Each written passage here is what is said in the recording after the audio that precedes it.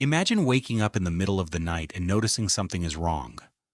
The cave is quiet, the air is cold, and the orange glow that was beside you when you fell asleep is gone.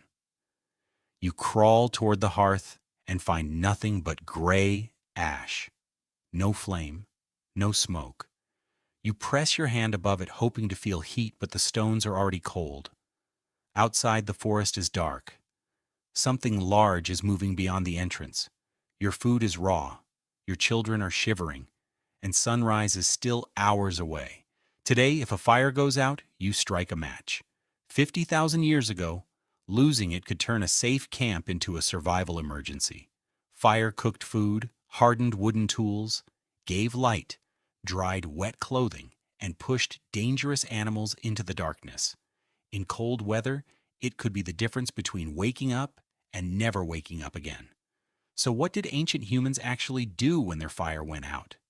The answer depends on when and where you lived, because using fire and knowing how to create it were not the same thing. Humans were controlling natural fire long before every group could reliably make a new one. For some ancient people, a dead hearth was annoying. For others, it was a disaster. But before anyone panicked, they checked whether the fire was truly dead. A hearth can look lifeless, while heat survives underneath. Thick ash works like insulation. Buried below it, a single coal can remain hot for hours. So the first response was probably not to start rubbing sticks together.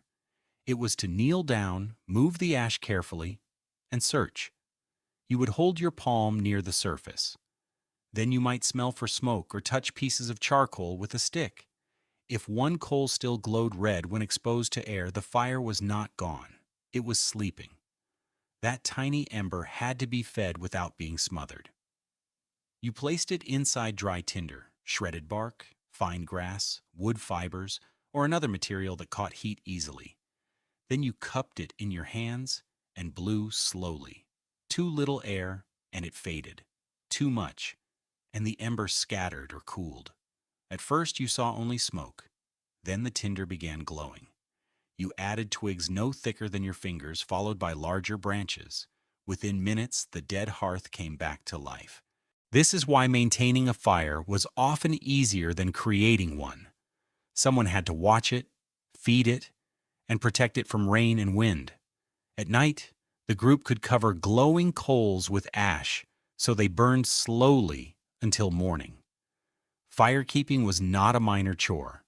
It was life support. And when people moved camp, they did not necessarily leave their fire behind.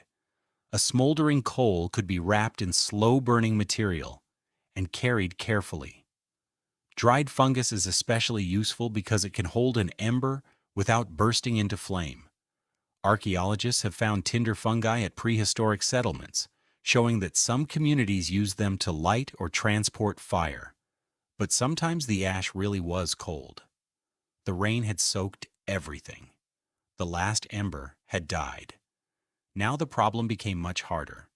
If your group knew how to produce fire, you needed the right tools and dry materials. One method used stone, but not two ordinary rocks smashed together. Flint alone does not give you a useful shower of hot sparks. It works when struck against an